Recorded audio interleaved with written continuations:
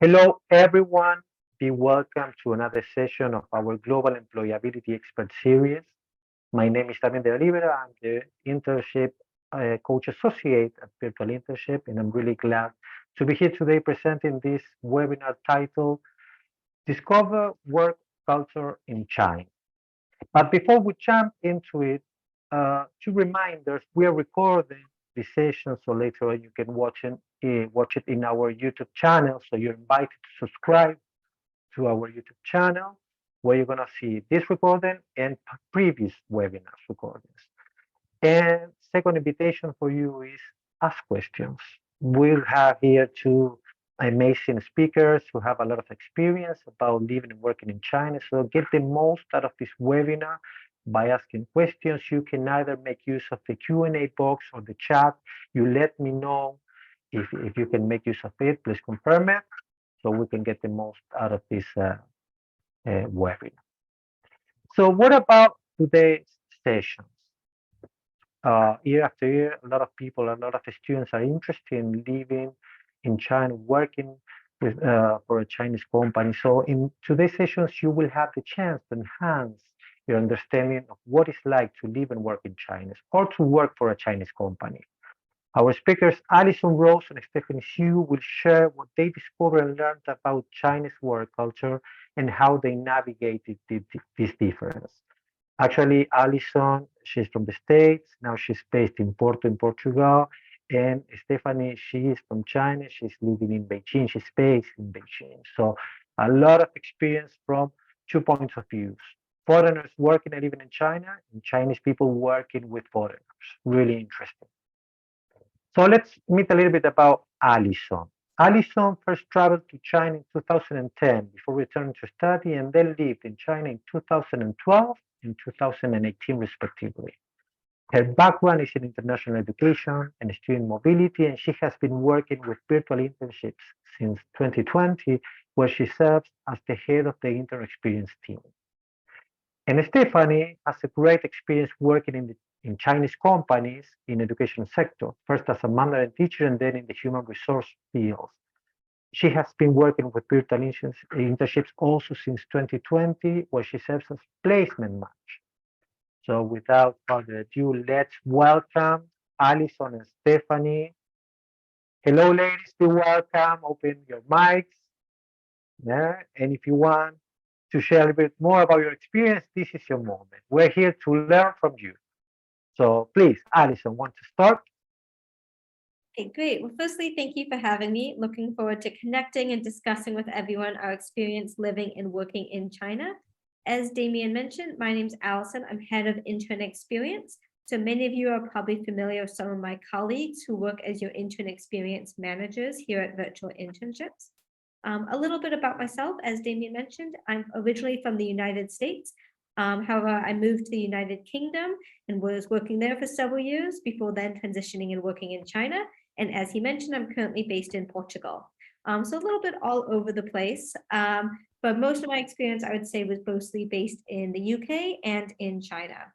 I first traveled to China in 2010, purely as a tourist, and immediately felt that bug to go back. So I returned to study in 2012, and then before returning there to live and work in 2018. I studied in Beijing, then I returned to work in Shanghai, but got the opportunity to travel through quite a bit of China and had a really wonderful experience. So please ask as many questions as you like, and I look forward to connecting with everyone. Thank you, Alison. Steffi?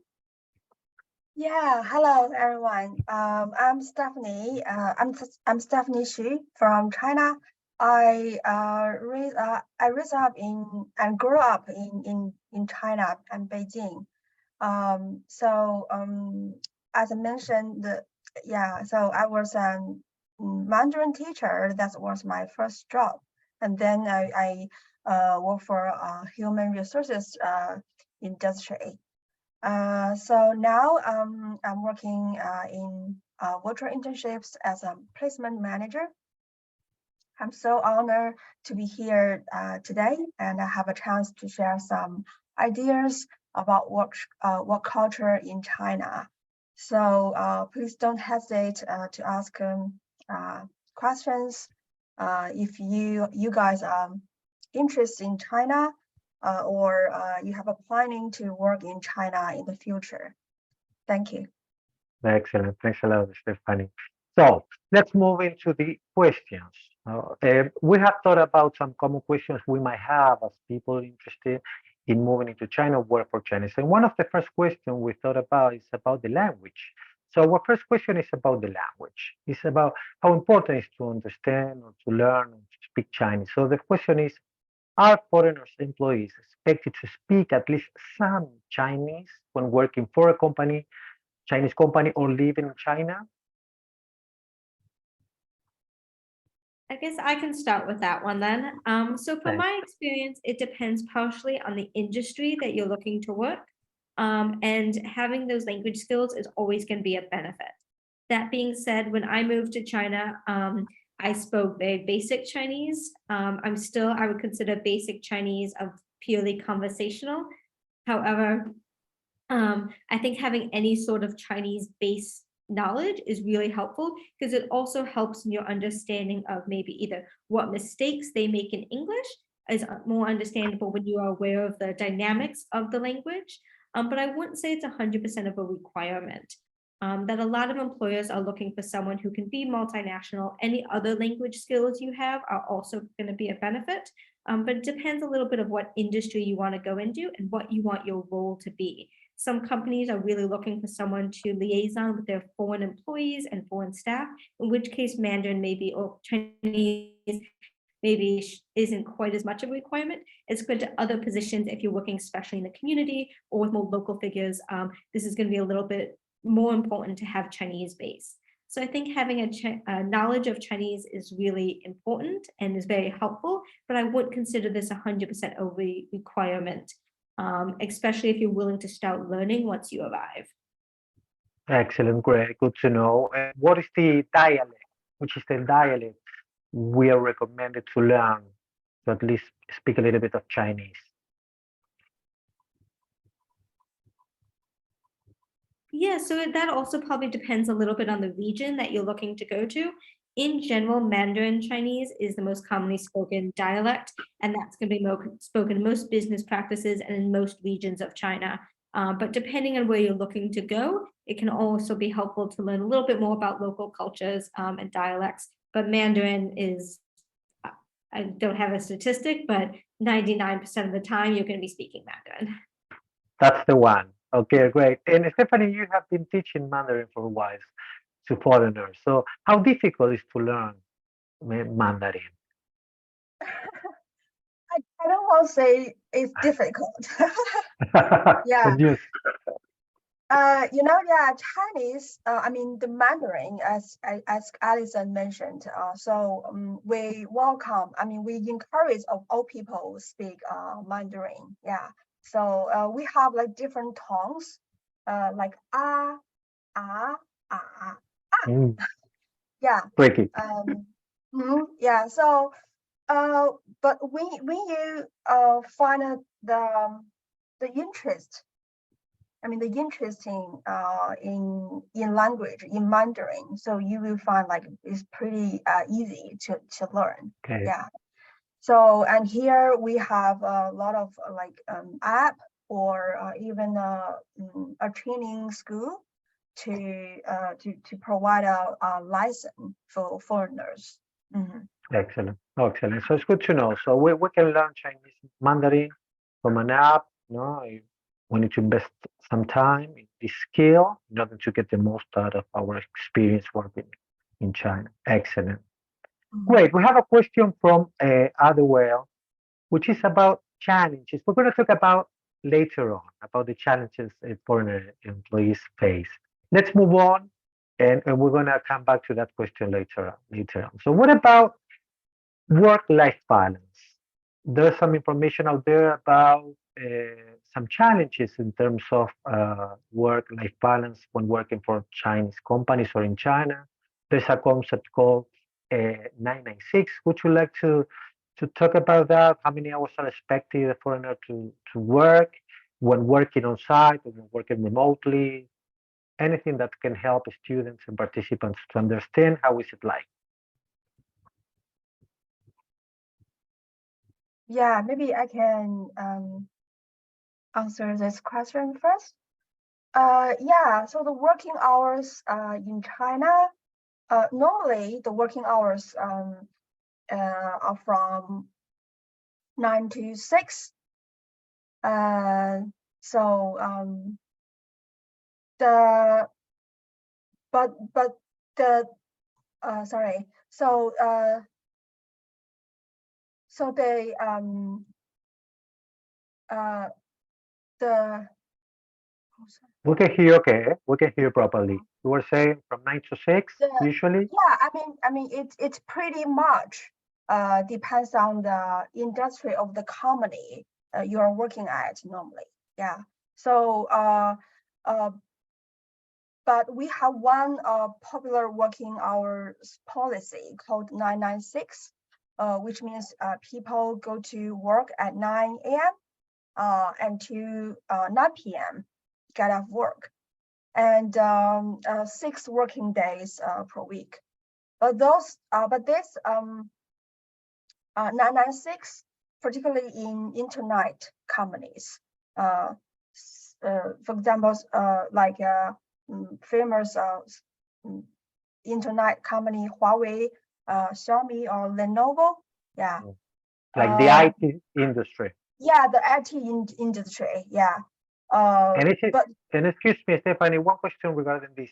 Is it the same if you are a foreigner? You're supposed to work as well from 9 to 9, 6 days a week if you work for the industry, or it's only for people who have been living in China, who's living in China? I mean, it's only for people working China and in the IT industry, like Okay, 996. great. Yeah, 996. Not all of the companies they do like this. Yeah. Okay. Mhm, Okay, this is mhm. important. Now, people who's interested to move to China and work for the IT industry, they know they're going to be expected to work from 9 to 9, 6 days a week. Alison, would you like to add some? Yes, please. Yeah. So the 996 hours policy, as Stephanie mentioned, is mostly within certain sectors. So it was not my experience that you were working 6 days a week for such long hours. I would say hours in general were slightly longer than compared to the US or the UK, where I had previous work experience. They did have slightly longer hours. However, don't be too scared by the 996 mentality, because most of the positions are not actually set up this way. Great. And one I appreciated about China, I'll touch briefly on holidays, is that they have 2 big holidays throughout the course of the year, Golden Week and then the Chinese New Year. And for both of them, they're kind of a week to 2 weeks off, depending on the industry that you're in.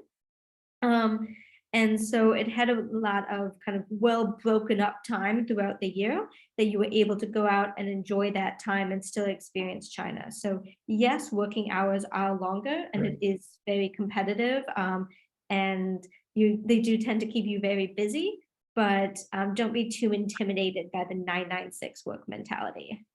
Good to know. Good to know. And apart from the public holidays, if you're working for a Chinese company remotely or living in China, do you have like a paid time off, like vacations after how much time working for them? Yeah, so similar to Western cultures, it depends on your industry and your specific position. I would say usually start at 5 or 10 days a year of annual leave. But again, that depends on the industry and that's always negotiable. In addition, one thing I would note is that because you have Chinese holidays off, you shouldn't necessarily expect to also have your personal holidays off. So I was quite lucky that I always had things, for example, Christmas off, but I did have peers who were working in more Chinese-based companies. So to put in perspective, I worked for one company that was mostly Chinese-based and one company that was mostly foreigner-based while I was living in China. Yes. And both of them, I was lucky enough to have Christmas Day off, but I would not have expected to have like Boxing day off. And a lot of my peers or my friends did not have Christmas off. So you take that trade-off that you take the local holidays and the local customs. And I actually Okay. really enjoyed it because that was a whole week off, at least Nice. twice a year. But so you kind of learn to embrace the local holidays as your own. Excellent. Good to know. And otherwise, is asking, what about social aspect of life if you work from 9 to 9 and 6 days a week? For people who's interested in IT sector, how is it like the social aspect of life working that amount of hours and days? What do you think? Yeah, so I can't speak personally about this, and no one who I knew had a position like this.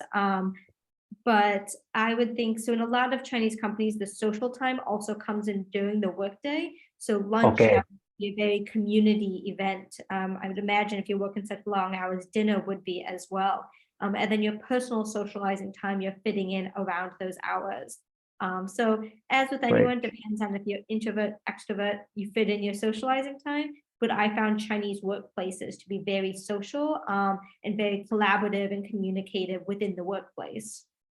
Excellent. Really important. Huh? You're going to be working a lot of time, but you're going to still having the social aspect within your work. Stephanie? Yeah, yeah, and also the people work for like particularly in IT industry company. So the company they offer overtime bonus for the employee. Mm, Yeah, so and also they can offer I mean they will offer dinner and cover taxi fee. Yeah, is so for the employee. In many office, so the staff they can have a more than 1 hour break during the lunch time, and they can take a great. nap. Yeah, after lunch. Okay. Yeah, This is also really interesting. The yeah, nap yeah, there's concept. a lot of yeah, a lot of IT company they even provide the gym in the building for their employee, so they can go free to do some like workout. Great. Yeah, Great. after Okay, so basically you work a lot of hours, but you have a nap, you have dinner, you go to the gym, right? So it's really flexible in that regards. It's interesting. And we have a question also related to this, which is about family life and childcare. What about this? Childcare, family life. Now, is the companies are paying for childcare? Is there any service within the company?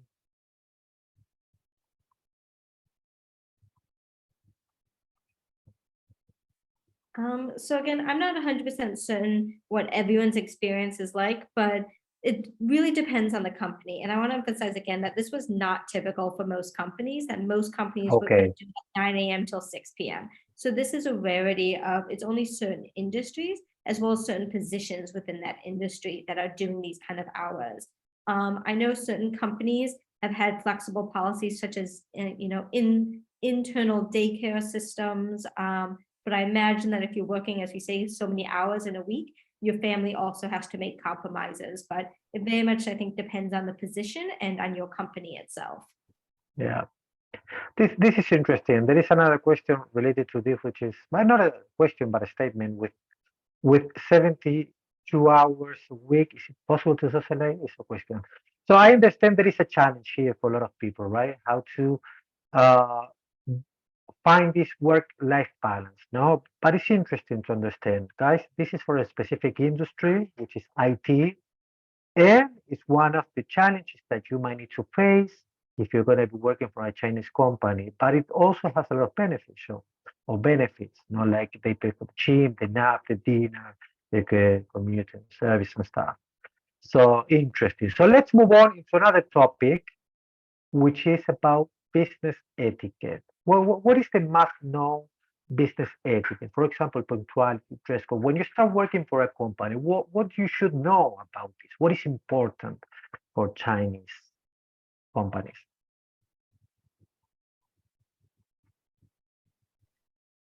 yeah, so yeah, so the business, the dress code, I would say it's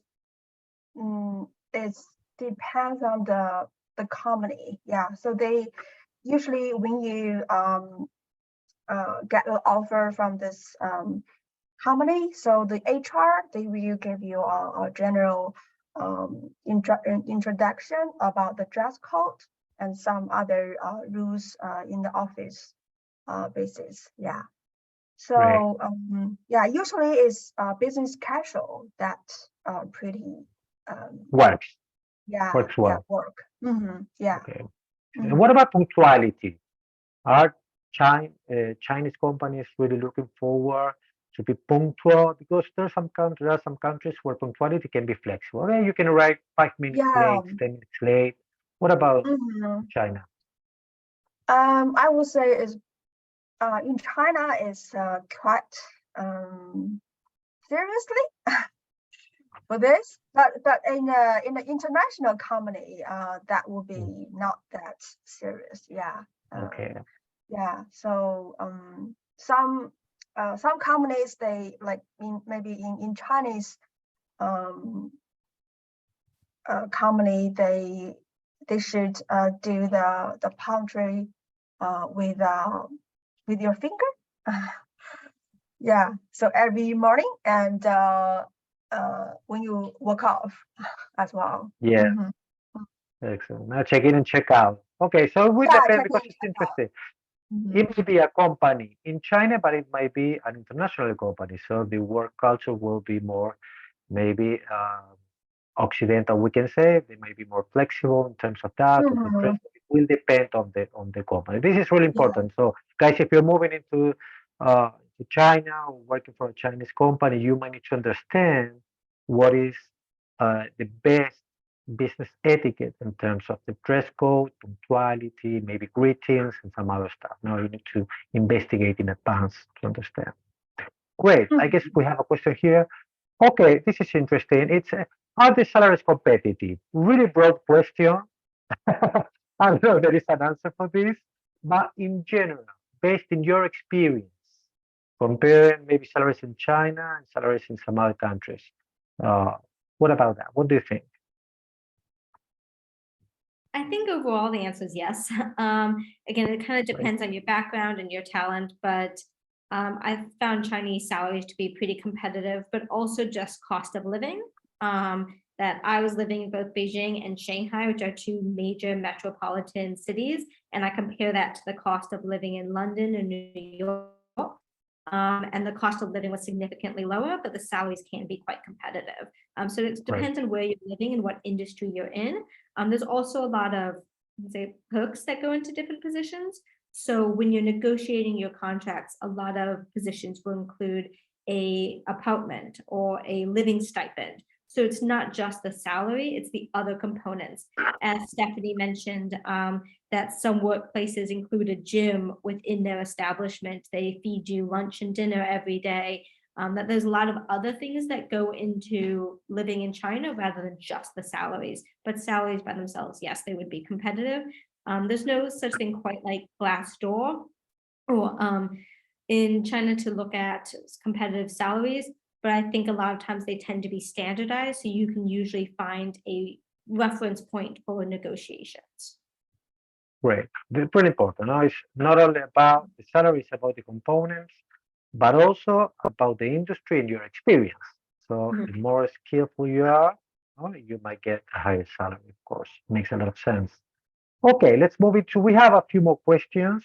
Of course, always open the chance to keep writing in the chat or in the Q&A box. The next one is about business relationships. How important are relationships within the work environments when working for a Chinese company? Yeah, I can take this one as well. Yes. I kind of mentioned a little bit earlier, socialization during the workplace and having those relationships I found to be really important. I found that especially working within my more Chinese interfacing role, that building up those relationships took a lot longer than I would compare it to some of my experience in Western companies. But you did have a lot of opportunities to socialize. So it was really common for us to eat lunch together every single day. And a lot of Chinese meals are family style. So everyone is sharing the same dishes, and building up that time together over the course of a few months made that relationship a lot stronger and a lot easier to work with. And as with any professional industry, networking is really key. And I found this in China especially, was having that kind of like that guanxi communication and being able to connect with peers at events, and getting to know people really helped professionally. And I found it was really important while living in China. Interesting. And what about if you're working remotely for a Chinese company? What is the recommendation in terms how can you socialize and create relationship with your peers, for example? What do you think? Yeah, that's a great question. I think working remotely is always going to have challenges. For better or for worse, the work-life balance in China and in Chinese companies does tend to blur a little bit more than I would say sometimes in Western companies. I know we'll talk later about apps, but WeChat is life. So Yeah. as you're constantly communicating with peers, I found that there was a lot of informal communication that we'd also just be chatting to each other throughout the day, and trying to just still connect on a daily basis, and being very quick Right. to respond and very helpful, whether remote or in person, was always going to help build those relationships.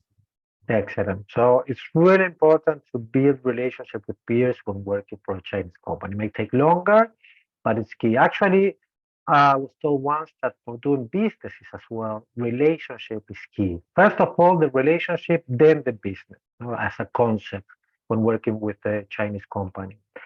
Interesting. So let's move into the next one. I think we're having a lot of information here. Business hierarchy. How important are the roles within a company? How important are the hierarchies when working in a Chinese company? How strict is that, no, in terms of relationship with senior management and supervisors? Stephanie, would you like to answer this one? Take it.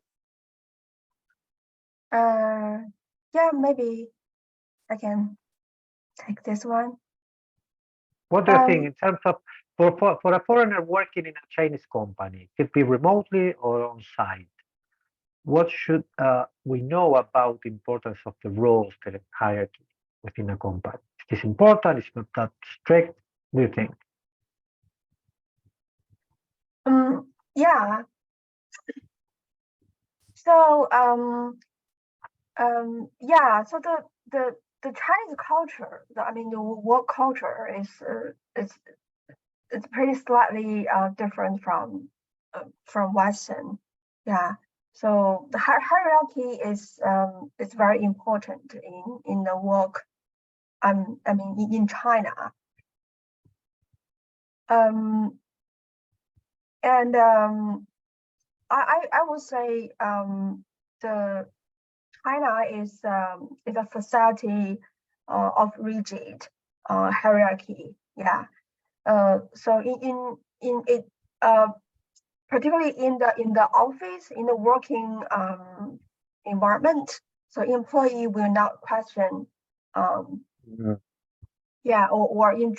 instruction given by the leader or directly. Yeah. So if you would like to sharing opinions or making suggestions, it's best after you reach a certain of level of capability and trust. So when you build this trust, so you have a more right to give a question guideline or suggestion. Yeah. Yeah, it's really interesting. And it takes me to the next question, which is about communication style with different seniorities, we can say, with your peers, supervisors, senior management is a little bit related with what you were saying. No, it's really strict. We need to respect the roles. We cannot argue with the manager or supervisor, not in public. Maybe we can have a conversation in private, but we do need to respect what they say. That's the way things works in China, right? So what type of communication style can you use when you talk to, let's say, a colleague, no, someone who's working with you within a team? It's not your supervisor, it's not a senior manager. Can you be open? Can you be direct? Go straight to the point, or you should play around and then have a conversation? How is it like?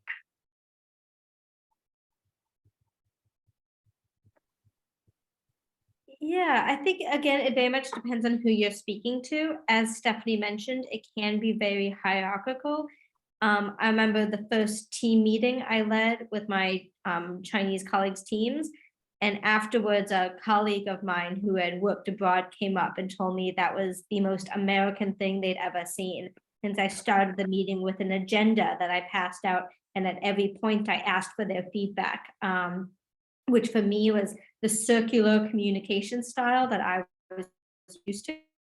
Yes. And I realized after my error that really I should have been approaching every one of my reportees on an individual basis, asking for that feedback and then presenting that information. So as a Wow. manager, that had a little bit of a learning curve for me, but same thing of going into meetings where I was reporting up. It was me presenting this information and then they would go present that to the group. So I think in terms of communicating with your peers, this was always very informal for me. Especially as I mentioned, WeChat, you're constantly typing, texting each other, Right. using different stickers. It was very informal, I felt. As the higher up the manager was, tended to be the more formal your communication and the more formal the channel that you went through. But typically we were still communicating through WeChat, even in those scenarios. Okay. Okay. But especially depending on the group that you're in, so a group message, it would usually be the manager who was conveying information as compared to a group that was only with peers, tended to be a Mhm. lot more informal, was my Well, experience. okay. So, and as we said before, it's the way to build relationship, right? Making use of these applications as well. Interesting, interesting. This is really important because I hear about hierarchies in China, really important, really strict, but it's important to understand we have access to supervisors and senior management if we make use of a more formal and polite language and communication style. Great. Okay, let's move into the next one. Guys, remember, please, if you have any question, post it in the chat or either in the Q&A box. Next question is about working tools. And basically the question is, what are the tools that the Chinese working culture prefer? We know WeChat, for example, is preferred over WhatsApp. Are there any applications, software, or working tool that we might need to learn if we plan to work with a Chinese company?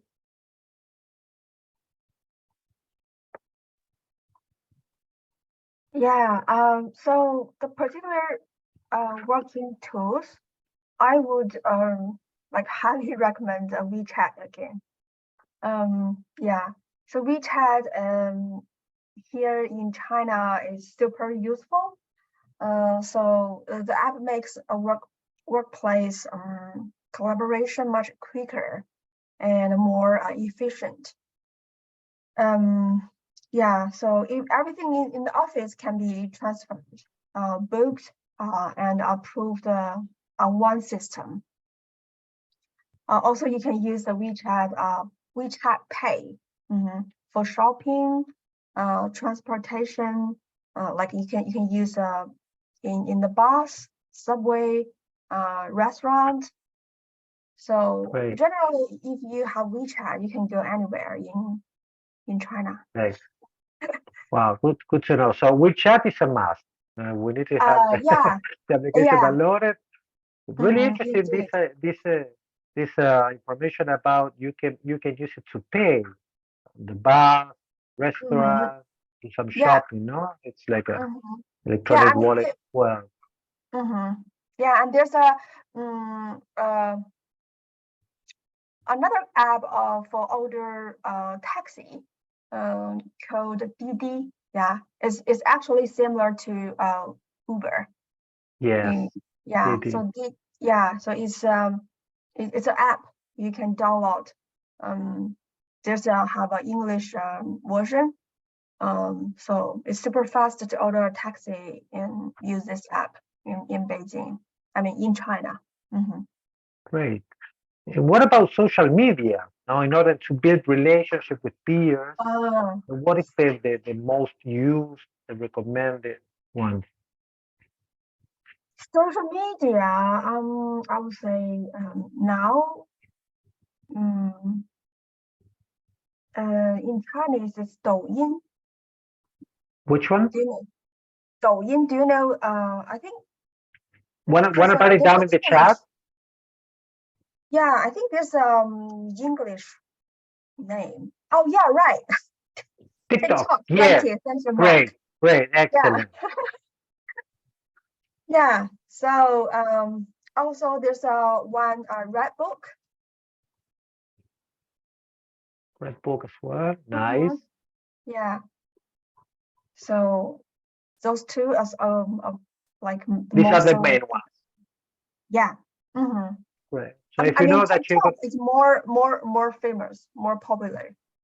Okay, great. But can you make use of TikTok to build relationship, or do you rather use Redbook to build relationship with peers and have communications and tag them in photos and stuff? To be honest, I don't use TikTok. Okay. Yeah, so I use Redbook Redbook. mostly. Yeah, so Redbook, there's some I would say if you like searching some like useful topic or related to your work, maybe you would like to improve your public speaking. So I will use Redbook to search some speaker in this social media. Great. Yeah, and as well, it's also for the girls. If you would like to recommend, someone recommend like some about facial care. Yeah, so you can use Redbook as well. Okay, quite interesting. So we know that WeChat can be used in order to communicate with peers within work environment, also like a social messaging application. We have TikTok and Redbook as the main social media, right? And Didi for transportation. WeChat can be also used to buy food, to pay for the bus, and do some shopping. Okay, so these are the ones. We have three. Excellent. Nice. Okay, so let's move into the next one. We have a few more minutes. So this is the moment when we start having more general questions, not referred to a specific topic, but what we have here are questions in order to understand more about your experience. What do you suggest? Pieces of advice, right? So the first one is, and actually, I guess this is the question Adewale was asking, right? Let me check. Well, yes, she was asking, what are the, excuse me, Adewale, yes, what are the biggest challenges foreign workers face when working in China? So we can make use of this. What do you think? Yeah, I can start with this then. I found challenges in learning the different communication styles was also a challenge. Communication in China I found to be very subtle. So a lot of times, for example, if I was giving feedback on 3 different projects, I would say something along the lines of Project A and Project B are really great.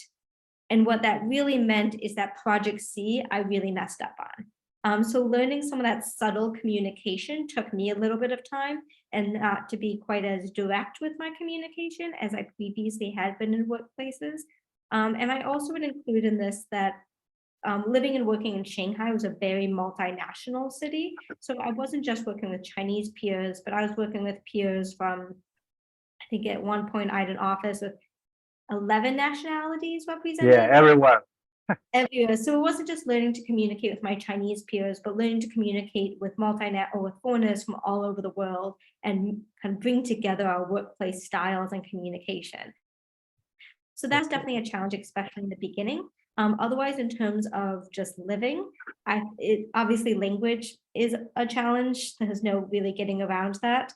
But that being said, people were very understanding, and a lot of people do speak English, and your Chinese does get a lot better when you're forced to use it every day. Yeah. But making sure that you're breaking out of, I want to say, your foreigner bubble a little bit.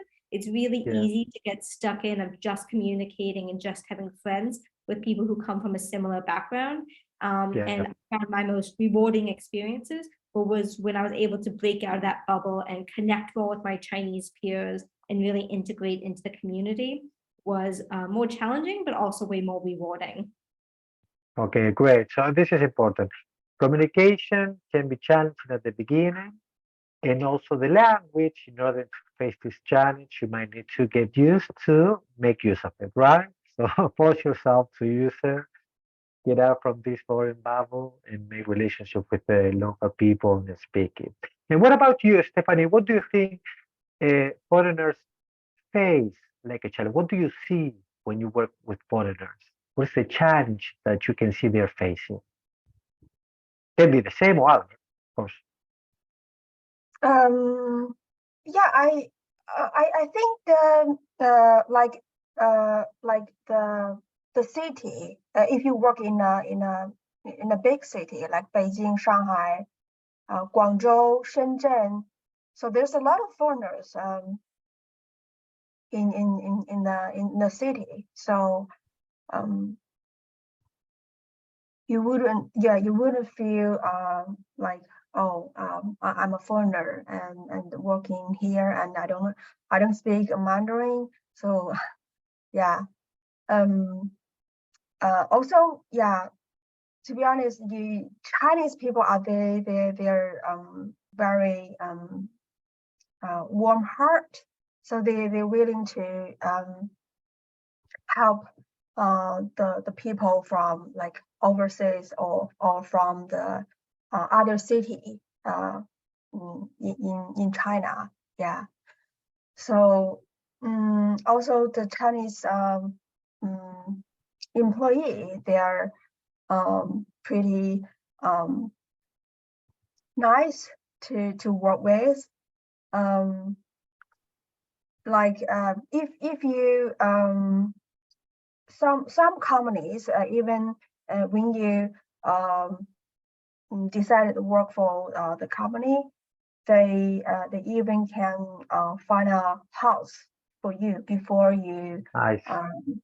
before you arrive. Yeah. Yeah. It might be challenging, Also, right, to find a also some place of without that company, help.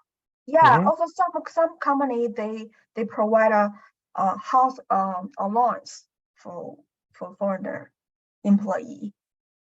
Okay, this is interesting. Might Mhm. be challenging, but the companies usually do your work for you. They help you out with that, right? With arrangements of okay, excellent, renting an apartment and stuff. Yes, Mhm. the beginning Yeah. might be challenging. Okay, great. Good to know.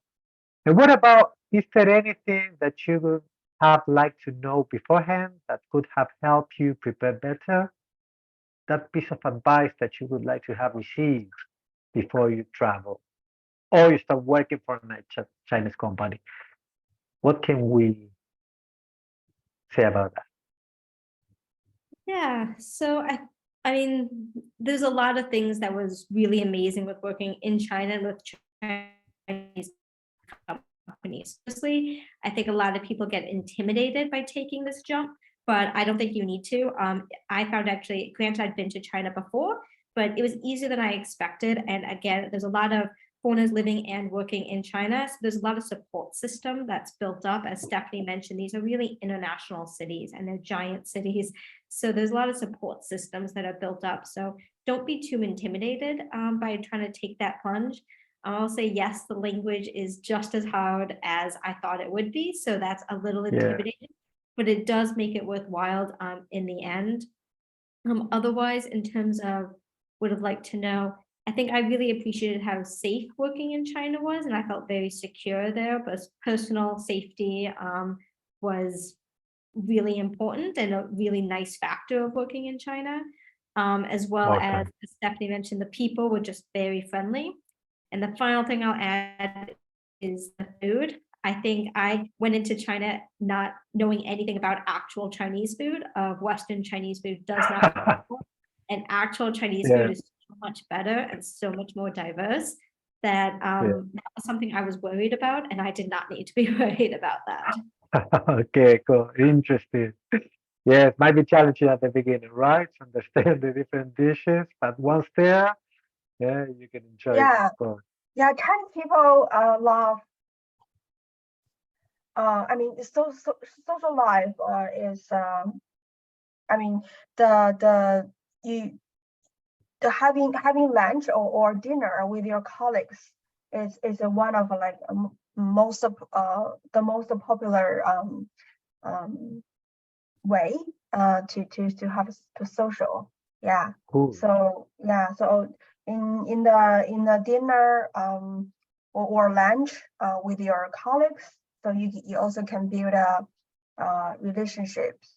Yeah, with Yeah. your colleagues. Mhm. Okay, really, really important. Oh, this is another way to build relationship through lunch, through Yeah. dinner. And I Mhm. have maybe 2 or 3 questions about this. For example, the first one, do you pay or who pays for lunch or dinner? What is the custom? If you are invited, but you are the one, the foreigner, or if you invite them, but they are local, who pays for the bill? Yeah, that's a good question. But I would say it's usually like if your colleagues invite you, so they usually will pay for the foreign employee. Yeah. And then next time you can invite them back. Okay. Mhm. Yes, because the question is based So this on is a pay. this is the Yes, process. You build a relationship. Yeah, and build yes. trust. Yeah. We do not want them to get offended if we pay for it. No, that's the aim of the question. No, but it's interesting to understand. Okay, they usually pay, but you can pay as well. They won't get offended if you do that. What about No, tips? yeah, Do you pay tips in China? Do you tip at the end of the no, meal? no, No, no, no, no. really important. Do not pay tips, guys. That's not a custom there. No. Excellent. And what about, because I have read that usually it's really common that you're going to receive a lot of different dishes to taste and to eat, no? What about to say no, refuse? You might need to, it's polite to eat a little bit and then say no. How does it work, no? In order to understand what is, because there's some messages behind that. I read that if you say no to everything, it might sound like I'm not being a good host. I might be offending you with my food. So how does it work? What is the custom here?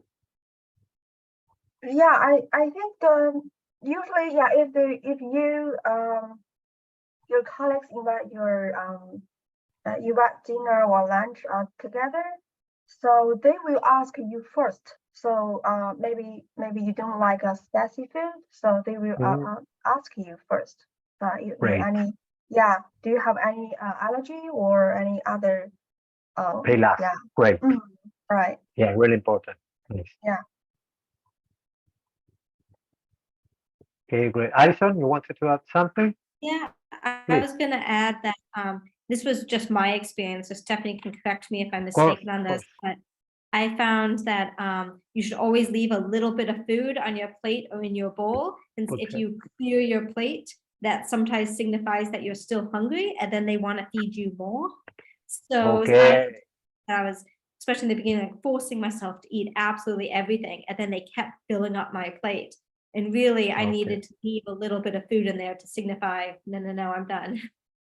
Okay, this is a really good piece of advice. No, when you go to have lunch or dinner, you always leave a little bit of food to say, I'm okay, thanks, because they might get offended or understand that you want more, right? Interesting. Very good one.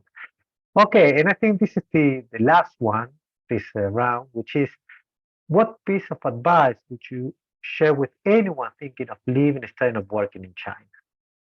if you need to give one piece of advice, what would you suggest?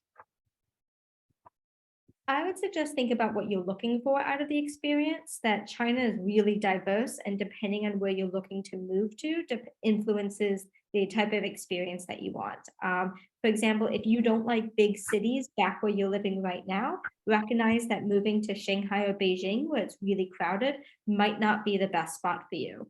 But also look at the top industries of each city and really think about what you want to get out of this experience. Are you going in there really to learn the language and improve your language skills? Are you going in there to make career advancements and you want to be in a city that's really focused on that industry? Think about your rationale for why you want this experience.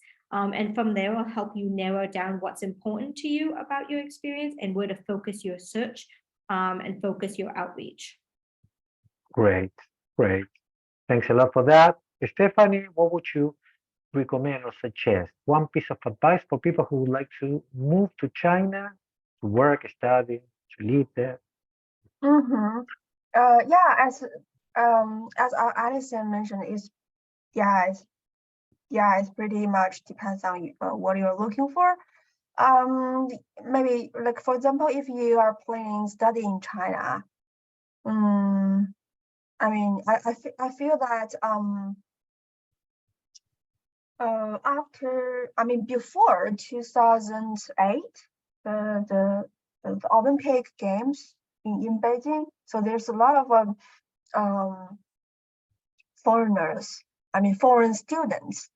They come to China, study Mandarin or study in the university. Yeah. Mhm. So like Tsinghua or Peking University or Beijing Language Culture University. Yeah. So are the best in China. Great. So I understand. Also is your top choice. Yeah. So the message could be plan ahead, really understand what you're looking for, and plan Mhm. in terms of that, right? If it's Yeah. you're gonna be working or studying, what is the goal that you're looking for when moving to China, working for a Chinese company? And actually, Mark have sent a message that you will need a stable and fast VPN. Is there any, it reminds me, is there any internet Yeah. restriction for foreigners working for Chinese company or working remotely? Is there any internet restriction if you're working for a Chinese company and you're working remotely? Yes, so depending on what system you want to try to access, you will likely need a VPN. My advice for this also, though, is it's easier to work within Chinese systems rather than always trying to work around them. So, for example, I had my friends and family at home download WeChat, and that was a lot easier than trying to get on Nice. Instagram every day. But Right. yes, there always are going to be compromises around accessibility, and you're going to have to learn and work within those. Great. Good advice. Thank you, Mark, for flagging this. Really interesting. Okay, I think this is the moment, guys, to ask more questions. We have covered many different topics from language, business etiquette, relationships, communication styles, customs when dining stuff. So this is the moment for you to make use of the chat and Q&A box to get the most out of Alison and Stephanie's experience. So feel free, we have a few more minutes. Okay, let's see. Do we have any question here?